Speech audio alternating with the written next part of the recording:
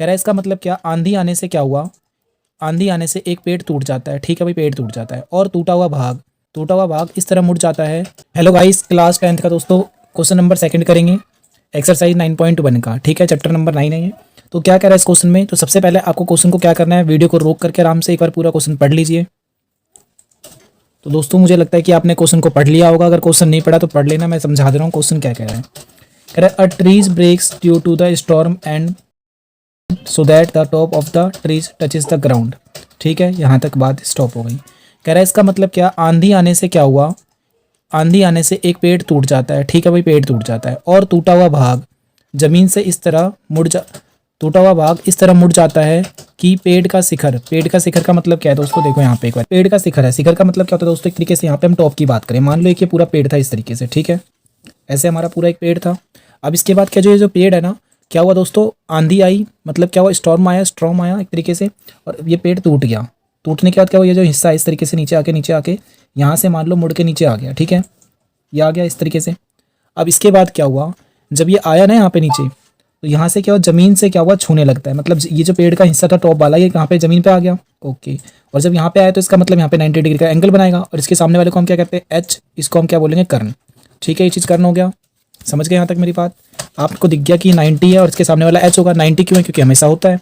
अब जो ये आंधी आई थी, इससे पेड़ टूट गया ना, आगे क्या कर रहे हैं, ground and making an angle 30 degree.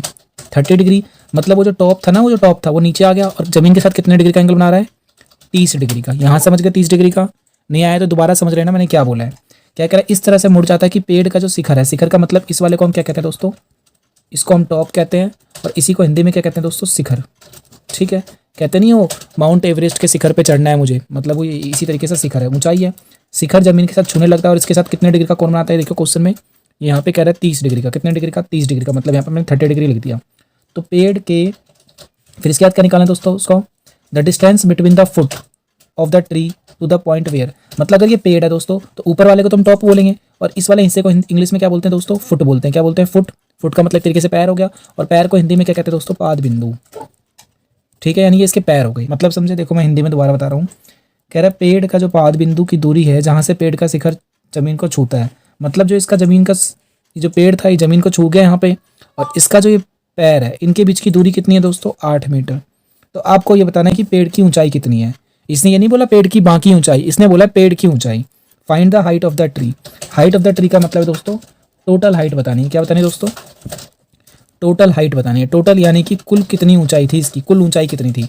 कुल ऊंचाई का मतलब क्या हुआ दोस्तों, एक तरीके से ये वाली हाइट निकालनी है पहले, इतनी, फिर ये भी तो पेड़ का हिस्सा है ना टूटा हुआ, इसे भी निकालना है। समझ गए, देखो मैं आपको दोबारा समझाता हूँ। देखो ये था एक तरीके से डायग्राम। अब क्या कह रहा है, ये जो पेड़ है ना, इसकी हाइट बतानी है। तो याद करो, ये पेड़ तो पहले ऐसे रहा होगा ना, ऐसे रहा होगा ऐसे, और यही क्या हुआ, टूट करके नीचे आया, बैंड हो गया ना नीचे। तो आपको ये बताना था, इसको हमने क्या बोला था, इसको टॉप बोलते हैं, इसको क्या बोलते हैं, फुट बोलते हैं। ठीक है, इसको बोलते हैं शिखर, और इसको क्या बोलते हैं दोस्तों, पाद बिंदु। तो अब ये कह रहा है इस पेड़ की हाइट बतानी। तो आप खुद बताओ, पेड़ की हाइट तो ये भी होगी और ये, इन दोनों को ऐड करके आएगी ना। मान लो, देखो मैं यहाँ पे छोटा सा बना रहा हूँ ऐसे, मान लो ये 5 सेंटीमीटर है, 5 मीटर है, और ये क्या है, 3 मीटर है। तो इस पेड़ की लंबाई कितनी होगी दोस्तों, या ऊंचाई 5 + 3, यानी कि ये भी निकालना है आपको और ये भी निकालना है। ठीक है, तो इसका पहले नाम कर देते हैं यहाँ पे, इसको मैंने ए मान लिया, ये मेरा बी हो गया, ये सी हो गया। ठीक है, तो आपको यहाँ पे क्या लिखना पड़ेगा, H I, height of the tree. ठीक है दोस्तों, ट्री। ठीक है, तो क्या क्या होगा, देखो ये वाली लेंथ होगी, और ये वाली, इन दोनों को ऐड करोगे तो आपकी क्या आ जाएगी, हाइट आ जाएगी। ये निकालना है ना इस क्वेश्चन में। तो सबसे पहले क्या दे रखा है दोस्तों, देखो बी दे रखा है, तो बी दे रखा है, और क्या निकालना है हमें, मैं पहले इसे निकाल लेता हूँ। ठीक है, तो बी कितना है दोस्तों, मेरे पास 8 है, और पी की जगह मैंने क्या मान लिया इसको, पी की जगह इसका नाम क्या है, BC है। ठीक है, समझ गए मेरी बात। ओके, तो अब मैं क्या करूँगा, पहले इस ट्राइंगल का नाम लिखूंगा। यहाँ पे क्या लिखेंगे, इन ट्राइंगल ABC, और इंग्लिश वाले क्या, हिंदी वाले क्या करेंगे, इसमें त्रिभुज ABC में लिख लेंगे। ठीक है, सबसे पहले क्या दे रखा, B और P। तो B और P से कौन सा फॉर्मूला बनता है, B और P से एक फॉर्मूला बनता है दोस्तों, जिसको हम कहते हैं tan थीटा। tan थीटा का फॉर्मूला क्या है, परपेंडिकुलर अपॉन में B, यानी कि क्या बोलोगे, लंब बटे में आधार। ठीक है, लंब बटे में आधार होता है। तो tan थीटा का मतलब क्या है, P/B। मैंने P/B क्यों लिया, क्योंकि मुझे तो ये निकालना है और जो दे रखा है। हमेशा इसमें एक चीज़ याद रखना है, किस चीज़ का यूज़ करना है, जो निकालना है और जो दे रखा है। तो क्या दे रखा है मेरे पास, इस बारी आधार दे रखा है ना नीचे वाला, तो इसको तो हम आधार बोलेंगे। तो देखो ध्यान से, tan थीटा। थीटा का मतलब क्या होता है, कोण होता है। थीटा कितना है, देखो यहाँ पे इसे थीटा बोलूंगा। थीटा कितना है मेरे पास, 30 है, तो 30 डिग्री बराबर में पी। तो पी हम इसे बोलेंगे, इसका नाम क्या है दोस्तों, बीसी है ना, बीसी इसका नाम, बीसी प्लस में बटे में मतलब बी। तो बी की जगह मैं क्या लिखूंगा, नीचे में बी क्या आएगा, बी कितना है, 8 है, तो अब 8 लिख दोगे। फिर tan 30 क्या होता है, तो याद रखना हमेशा, देखो मैं यहाँ पे लिख दे रहा हूँ, tan 30 डिग्री होता है आपका 1/√3। ठीक है, तो यहाँ पे tan 30 की जगह क्या आएगा आपका 1/√3, पहला, ये दूसरा, ये तीसरा स्टेप। तो 1/√3 अब बराबर में BC/8। अब ये BC बटे में ना 8, उधर जगह क्या हो जाएगा दोस्तों, गुना हो जाएगा। तो हम क्या करेंगे अगले स्टेप में, 1/√3 इंटू में 8 बराबर में क्या होगा, BC। ठीक है यहाँ तक। तो देखिए BC की वैल्यू क्या आ जाएगी यहाँ पे, ये 8 एकम 8/√3, यानी BC की वैल्यू आ गई। क्या हमें BC निकालना है, देखो हमें तो क्या निकालना है, इस त्रिभुज का, इस ट्राइंगल का एक तरीके से ये वाली साइड निकालनी है और ये वाली साइड निकालनी है। फिर इन दोनों को हम क्या करेंगे, ऐड कर देंगे। तो देखो इसकी लंबाई तो आगे नहीं, कितनी लंबाई है ये, 8/√3। आप कहोगे सर √3 तो नीचे नहीं आता, ठीक है नहीं आता, अब इसको इतना ही छोड़ दो ना, अब ये फाइनल आंसर नहीं है हमारा। ठीक है, अब क्या करेंगे, देखो दोस्तों एक की हाइट आ गई, अब दूसरे की हाइट, इसकी ये निकालनी, h निकालना है कर्ण। तो अब मुझे उस वाले फॉर्मूले का यूज करना है जिसमें h आता हो। और क्या दे रखा है, अब तो मेरे पास ये भी दे रखा है और ये भी दे रखा है, तो वैसे दे तो यही रखा है ना, सिर्फ आधार दे रखा है। तो ऐसा कौन सा फॉर्मूला जिसमें आधार आता हो, तो एक फॉर्मूला होता है cos थीटा। cos थीटा का फॉर्मूला क्या होता है दोस्तों, आप बोलोगे सर B/H होता है। इसे हिंदी में क्या बोल सकते हो, आधार बोल सकते हो, और यहाँ पे क्या बोल सकते हो, कर्ण बोल सकते हो। ठीक है, तो आधार की जगह 8 था, कर्ण की जगह क्या है दोस्तों, कर्ण की जगह हमें नहीं पता, तो इसे सिर्फ शॉर्टकट में क बोल सकते हो। ठीक है, अब cos 30 क्या होता है, तो देखो cos 30 क्या होता है दोस्तों, ये लिख दिया मैंने, √3/2। तो यहाँ पे क्या आएगा, √3/2 बराबर में 8 की जगह 8/h लिख दो।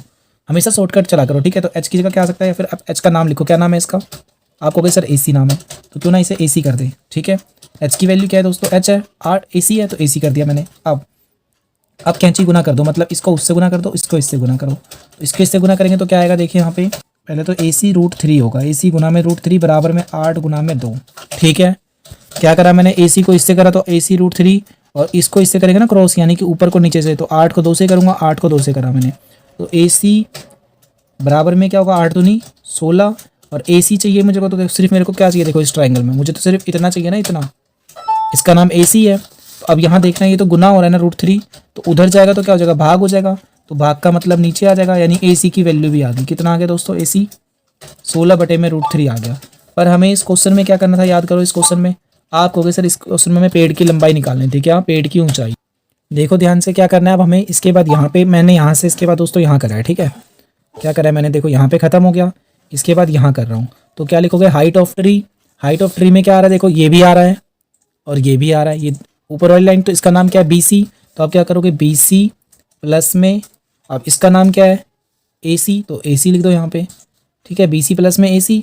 अब क्या करना है, देखो ध्यान से, BC की वैल्यू कितनी है क्वेश्चन में, देखो ये रही BC की वैल्यू कितनी है, BC की वैल्यू 8/√3, तो 8/√3 प्लस AC की वैल्यू कितनी है दोस्तों, तो अभी तो हमने निकाला AC की वैल्यू कितनी है, AC की वैल्यू 16/√3, तो 16/√3। ठीक है, अब इन दोनों को ऐड कर दो, इक्वल टू में क्या होगा, जब ये नीचे वाले सेम होते हैं, क्या होता है, जब नीचे वाला सेम होता है तो इनको बार बार एलसीएम लेके करने की जरूरत नहीं है, इनको डायरेक्टली कर सकते हैं। कैसे लिखोगे, √3 लिखोगे एक ही बार में, और ऊपर वाले को ऐड कर दो, 8 प्लस में 16। ठीक है, आपको ये समझ में आया नहीं आया, देखो मैं इसका दोबारा से एक और चीज़ बताता हूँ। यहाँ पे जैसे मान लो यहाँ पे क्या आया, 5/6, 4/6 है, प्लस में 7/6 है। ठीक है, तो नीचे वाले जब सेम होते हैं ना दोस्तों, तो इनको डायरेक्टली 6 लिख देते हैं और ऊपर वाले को ऐड करते हैं, 4 प्लस में 7, यानी कितना आएगा, 4 और 7 11/6।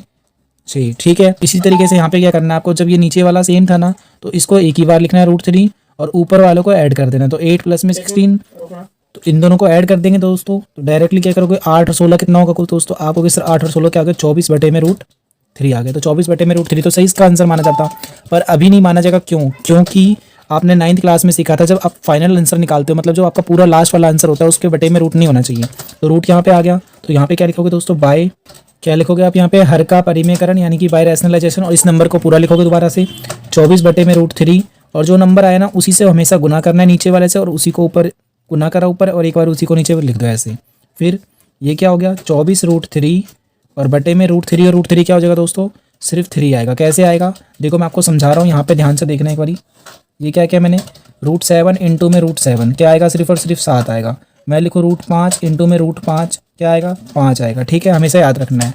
तो ऐसे यहाँ पे √3 और √3 क्या आ गया, सिर्फ 3 आया। और ये तो गुना माना चाहिए ना, साथ में लिखा है तो गुना होता है इसका मतलब। 3 के टेबल में 24 आता है कितने बार में, 8 बार में। 3 एकम 3, 3 दूनी 6, 3 तिया 9, ऐसे करके 3 अट्ठे 24। तो कितना बचा हमारे पास सिर्फ और सिर्फ 8√3। तो यानी कि ये आ गया 8, क्योंकि नीचे तो 1 आया, नीचे का 1 छोड़ दो। तो यहाँ पे क्या लिखोगे दोस्तों, तो हाइट ऑफ ट्री एंड पेड़ की ऊंचाई क्या मानोगे दोस्तों, 8√3। तो 8√3। और यहाँ पे क्योंकि देखो क्वेश्चन में क्या क्या रखा था पहले से ही, मीटर में था ना ये, तो इसकी हाइट कितनी हो जाएगी दोस्तों, यहाँ पे मीटर लगा लेना, ठीक है। तो ये इसका फाइनल आंसर हो जाएगा। तो दोस्तों आपको ये कैसी लगी वीडियो कमेंट सेक्शन में जरूर बताना दोस्तों। और आपको अगर ये नोट करना है तो इसको 1 बाय 1 करके आराम से वीडियो को बैक कर करके नोट कर लेना, क्योंकि थोड़ा सा ज़्यादा ही मतलब दोस्तों बड़ा क्वेश्चन था, तो इस तरीके से हो गया है। कमेंट सेक्शन में जरूर बताना कि आपको वीडियो कैसी लगी है। और अगर आप इसका अगला पार्ट देखना चाहते हो तो आपकी राइट में आ जाएगा, देखिए। और लेफ्ट में पूरी स्क्रीन पर आपको क्या मिलेगा दोस्तों, प्लेलिस्ट मिल जाएगी इसकी। थैंक यू दोस्तों।